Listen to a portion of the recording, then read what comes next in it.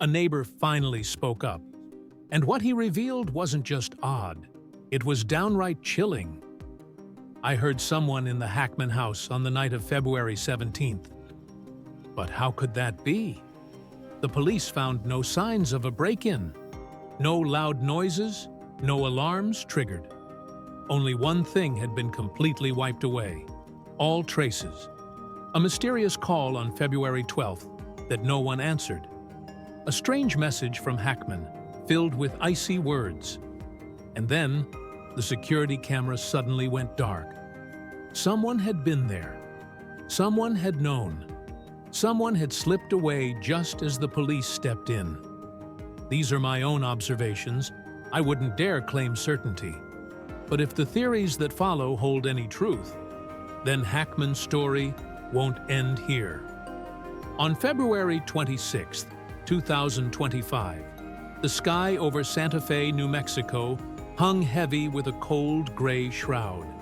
The distant mountains loomed faintly through the mist, encircling Old Sunset Trail, where the grand home of legendary actor Gene Hackman and his wife, pianist Betsy Arakawa, stood. Their house, once radiating warmth and life with neighborly chats and garden strolls, had fallen into an eerie, almost terrifying silence. Hackman's neighbors, used to his steady presence, began to sense something was terribly wrong. They no longer saw him on the familiar trail where he took his early morning walks. Betsy's piano no longer sang through the windy afternoons. Even their beloved golden Labrador, always bounding around the yard, had vanished from sight. John Miller, who lived 3 houses down from Hackman, recalled, "It's been unusually quiet. We haven't seen them for days. It's not like them to disappear without a word." The people in this tight-knit neighborhood knew Gene Hackman as a private man, yet one with a predictable routine. Every morning, he'd stop by a nearby cafe, sipping coffee while skimming the newspaper and exchanging a few words with the staff. But for the past week, his silver Jeep hadn't been parked out front. Calls from close friends went unanswered. At first, folks assumed the Hackmans were off on a quiet getaway, savoring peace as they often did. But, as days passed, unease grew thicker. On the morning of February 26th, John Miller and his wife, Linda, did something rare. They went to knock on Hackman's door. They stood before the weathered brown wood, ringing the bell twice. No response. Linda peered through a window, but the interior was pitch black. No lights, no movement. They walked away, trying to convince themselves that Gene and Betsy might be napping or out unnoticed. Yet, deep down, their worry gnawed louder. Finally, at around 1:30 p.m., John picked up the phone and called the Santa Fe police, requesting a welfare check. 15 minutes later, 2 patrol cars rolled up. Officers stepped out, surveyed the house, and knocked again. Still nothing. One circled around, checking windows. No signs of forced entry. At last, they sought a search warrant. By 3 p.m., the police forced their way inside. A wave of stale, frigid air rushed out. Inside the sprawling home, everything sat frozen, as if time itself had halted. Unwashed teacups rested on the table. A book lay open on the sofa, as though someone had just set it down. But what sent a shiver through the officers was the absolute stillness.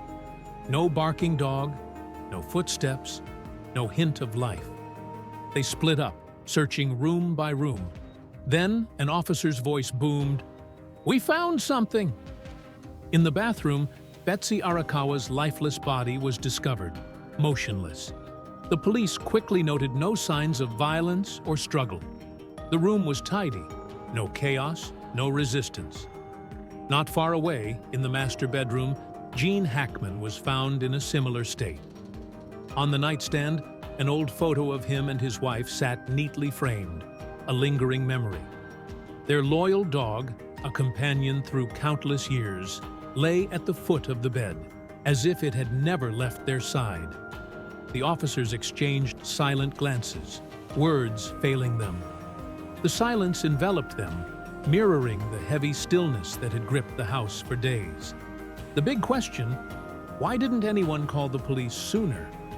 Despite Jean and Betsy's absence stretching over days, why did it take until February 26th for someone to act? Some neighbors admitted they'd felt something odd, but hesitated. They didn't want to intrude on the couple's privacy, especially knowing Jean's aversion to being bothered. "We thought they were just away. We didn't want to overreact," said Susan Taylor, another neighbor, her voice breaking with tears. But when the truth came crashing down, guilt consumed them. Could they have acted earlier? If someone had called sooner, would things have turned out differently? News of Gene Hackman's passing spread like wildfire across America and beyond. Fans mourned, recalling his iconic roles in The French Connection, Unforgiven, Superman. Close friends were stunned. An old colleague said, "Gene was one of the greatest, not just as an actor, but as a person. This is heartbreaking." That evening, Santa Fe police held a press conference, confirming no evidence of foul play while the investigation pressed on. But one question lingered. What really happened inside that house? And is there more we don't yet know? The story isn't over. Answers might lie in what Hackman's neighbors reveal next. Life along the quiet old Sunset Trail had always flowed peacefully. But now, as tiny details pieced together, Gene Hackman's neighbors realized strange signs had been brewing for some time. Signs no one truly heeded until it was far too late. On February 12, 2025, a call came to Betsy Arakawa's phone in the late afternoon. Telecom records show it lasted exactly 47 seconds before cutting off.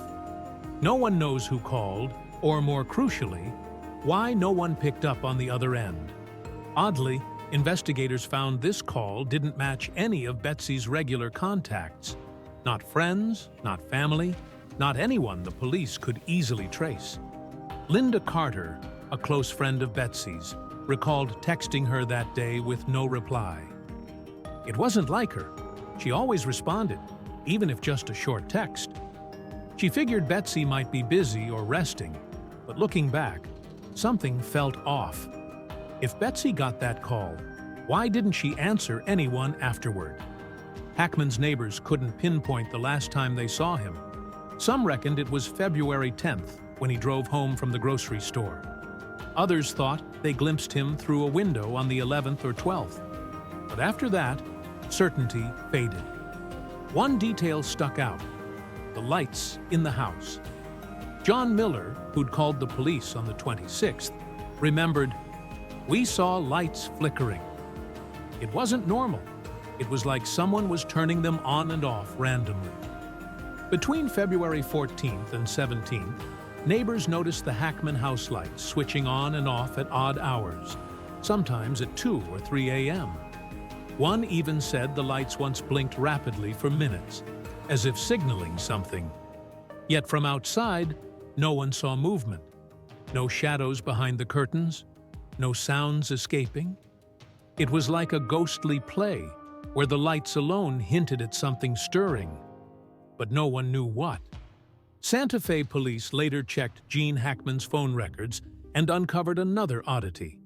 His phone stayed active until February 17th. That meant it was powered on, capable of receiving calls and texts for 5 days after Betsy's mystery call. Yet strangely, no calls were answered, no messages sent, no sign anyone used it.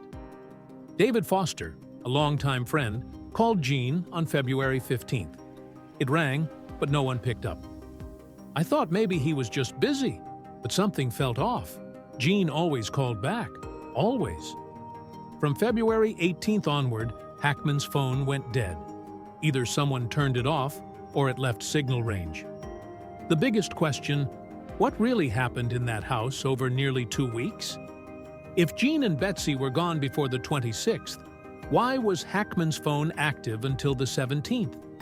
If someone was in the house between the 14th and 17th, who flipped the lights? And if they needed help, why didn't anyone hear a thing? A chilling theory emerged. Someone might have been in that house, with them or after they were gone. But who? And why no signs of violence or a break-in? Neighbors started asking questions they'd never considered. Some regretted not acting sooner. Others grew fearful. If something sinister happened in that house, could someone still be lurking nearby? As police dug deeper, each clue only made the case stranger. Who called Betsy on February 12th? Why did Hackman's phone stay on until the 17th with no response? What did the flickering lights mean? Who last saw Hackman and Betsy alive?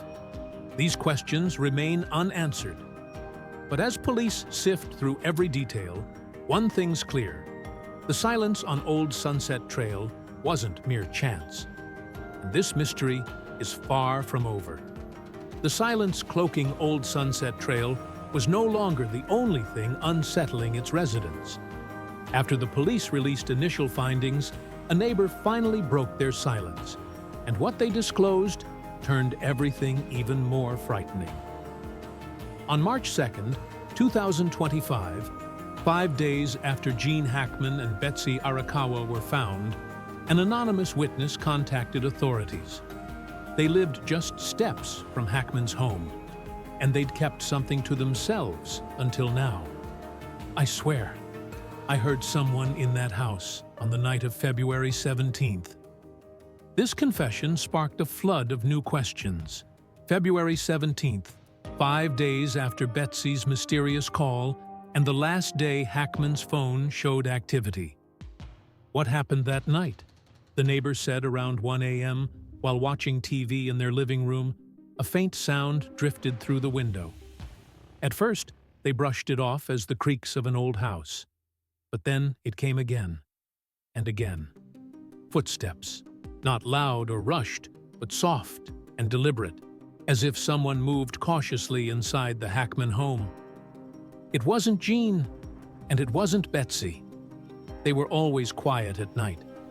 But this was different. The witness described the sounds lasting a few hours, pausing at times, as if someone stopped mid-step, then resumed. They didn't see anyone through the window, but they were certain someone was inside. Police had scoured the Hackman house and found no evidence of a break-in. No pried windows, no tampered locks. So if someone was there that night, how did they get in? A troubling theory surfaced. They might have already been inside. What could that mean? Perhaps Hackman and Betsy let someone in, and that person never left. Or someone slipped in unnoticed, hiding for days. But if someone was hiding, why toggle the lights late at night? Why not take anything valuable? And most importantly, what were they doing in there from February 12th to 26th? Another big question arose. If they heard something odd on the 17th, why didn't this witness call the police then? After a long pause, they answered, "I didn't want to believe it, and honestly, I was scared." Truth was, even in this peaceful neighborhood, and vague fear had crept in those nights. From the flickering lights to Gene and Betsy's absence, something felt deeply wrong. But they didn't want to imagine the worst. What if I had called earlier? Maybe things would be different now. This regret wasn't theirs alone. It spread through the neighborhood. Everyone realized they'd overlooked strange signs, subtle shifts that might have hinted at something far graver. What worried police most was another possibility. If someone was in the house on the 17th, they likely left before the 26th, unnoticed. But who were they? And where did they go? A shiver-inducing thought followed. What if they're still nearby? Neighbors grew more uneasy than ever. Some stopped sleeping alone. Others installed extra cameras. All shared one fear. If someone was in Hackman's house that night, would they come back? Rather than clarity, this case grew stranger by the day. The biggest question lingered. Who was in that house on the night of February 17th? The deeper police dug into Gene Hackman's case, the more peculiar signs they uncovered. It seemed someone, or something, had deliberately tampered with the technology in Hackman's home before silence took over. Beyond the mysterious disappearance of two people, evidence had been erased, data altered, and systems shut down without clear reason. Gene Hackman wore a personal heart monitor, a modern smartwatch tracking real-time health data. When police reviewed its records, they found something odd.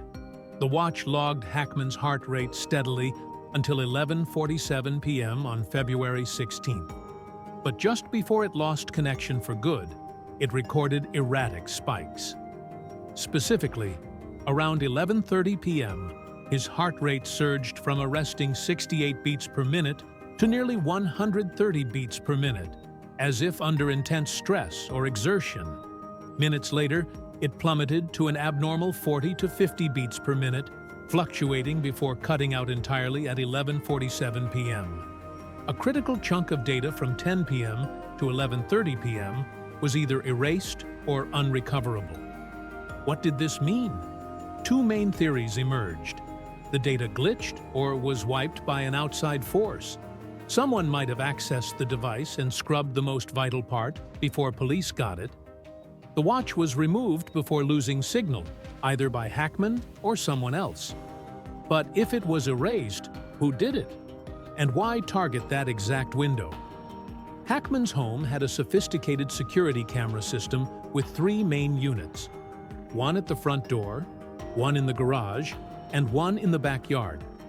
These smart devices stored footage in the cloud, but there was a hitch. The front door camera stopped working at 7:23 p.m. on February 16th, just hours before Hackman's heart rate went haywire. Police found no video was saved after that point. No hacking signs, but the system disconnected from the server on its own. The backyard camera kept running but showed no motion after 9 p.m. that day. So what did this suggest? Someone disabled the camera before something happened. A technical glitch occurred, but this seemed unlikely given regular maintenance. If someone did it, how? And why only the front camera first, while the backyard one lingered a few hours longer?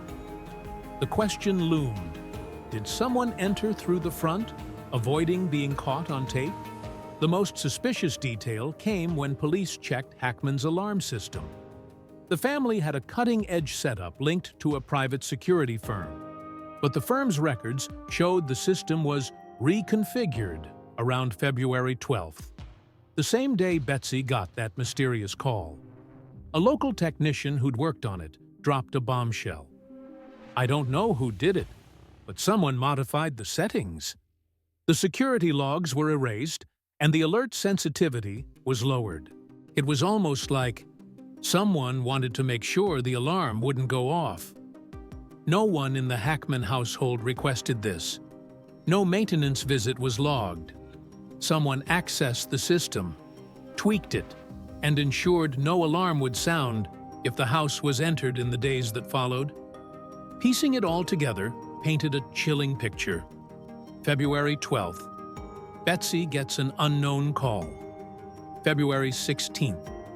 The front camera goes offline. That night, Hackman's heart rate spikes oddly. Then his device cuts out. The alarm was sabotaged days earlier, leaving it useless at a critical moment. Part of Hackman's heart monitor data vanished. This couldn't be coincidence. Someone planned it, someone entered, and someone made sure no traces remained. But who? And what did they want? One thing was certain. They knew exactly what they were doing. It's too late now. Who received that message? What did it really mean? And most crucially, what did Hackman know beforehand? The first to break the silence about this cryptic message was a decades-long friend of Hackman's, someone who'd shared countless memories with the Hollywood legend. Asked about Hackman's state before February 16th, he paused, then said, Gene once told me he felt something wasn't right. A simple statement, loaded with meaning. According to this friend, in the weeks before vanishing, Hackman seemed off. No longer the cheerful, relaxed retiree, he grew wary. He checked the doors more often, something he'd never done before. He peered out windows at every odd sound, as if searching for something or someone. He canceled plans he'd once been eager for, utterly unlike him.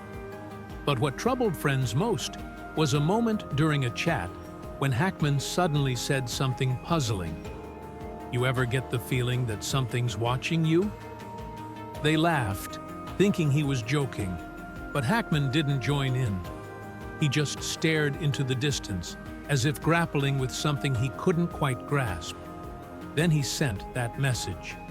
The final text, a warning or surrender. It's too late now.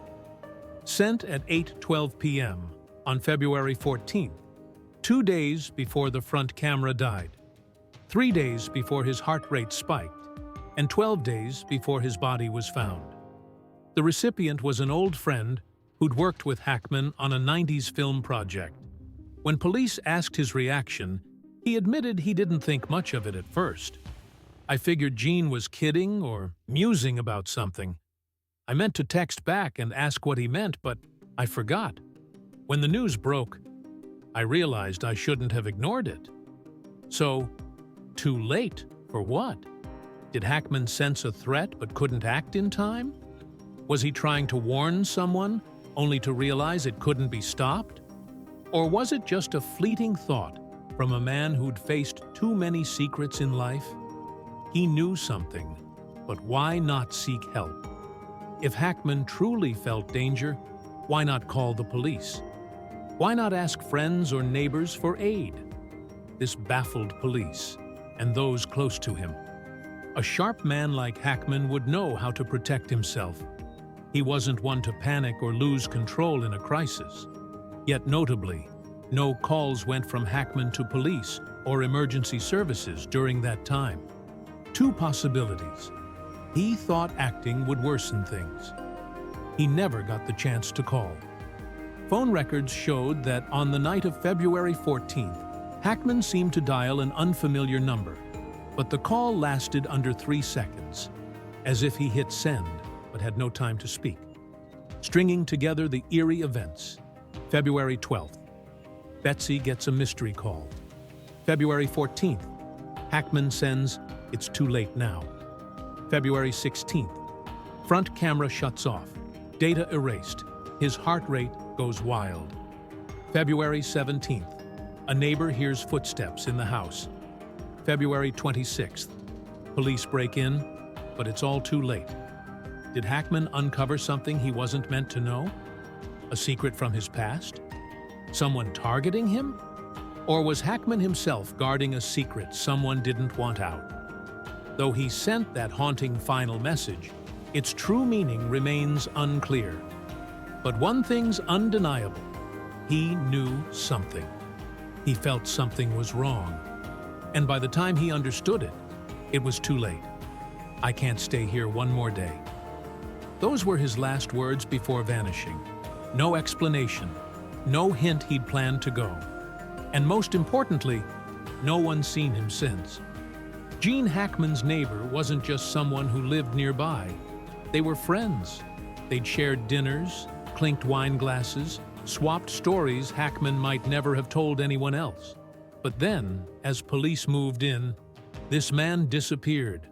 What could drive someone with a stable, familiar life, rooted here for years, to pack up and leave without a second thought? Did he know something no one else did? Or worse, did someone want him silenced forever?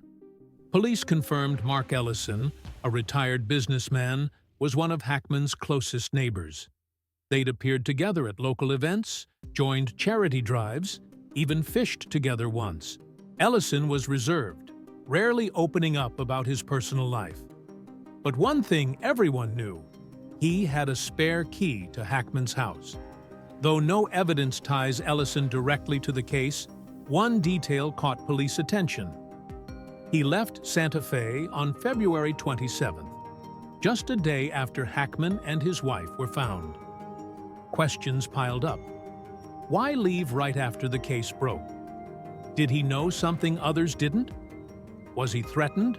Forced to flee? And the biggest, where did he go? "I can't stay here one more day." Ellison said this to a neighbor before driving off at dawn on the 27th. That neighbor later told police Ellison seemed rattled, like he was escaping something. He didn't say what was wrong, but I'd never seen Mark like that. He was always calm, steady. That night, he was trembling as he loaded his car. He just said, "I can't stay here one more day." Those words made everything feel darker. A man fleeing town as a mystery unraveled. A close friend of Hackman's, gone the moment the truth surfaced. Coincidence or a sign of a deeper secret? Police visited Ellison's home on February 28th, 2 days after he left. But when they arrived, it was empty. No sign he'd just stepped away.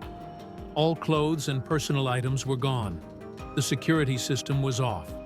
His usual car was missing. Nothing suggested he'd return. Worse, no one could reach him. His phone was dead. No bank transactions since the 27th. No family or friends knew his whereabouts. Ellison didn't just leave Santa Fe.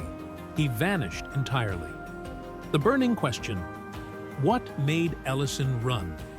If he wasn't involved in Hackman's case, why bolt at the most critical moment? A theory emerged. He saw or heard something he shouldn't have. Maybe on the 17th, when another neighbor heard footsteps in Hackman's house, Ellison witnessed something too. Maybe he knew who was behind it all, or maybe he was the key link the mastermind needed, silenced. Another troubling detail. 3 days before Hackman was found, Ellison got an anonymous call. Phone records showed it lasted 42 seconds. No one knows what was said, but afterward, Ellison acted strange. He stopped his evening walks. He quit visiting Hackman, despite weekly meetups before. He grew quiet with neighbors. Was someone warning him? Or worse, threatening him? One thing's clear. Ellison was scared enough to abandon his entire life and disappear. Police are still hunting for Mark Ellison, but so far, he's left no trace. So who was he in this story? An innocent witness who learned too much and had to flee? A conspirator realizing the game was up? Or just a man caught in something bigger than he could fathom? Whatever the answer, one truth stands. There's a reason he left. And until Mark Ellison is found, this tale won't end.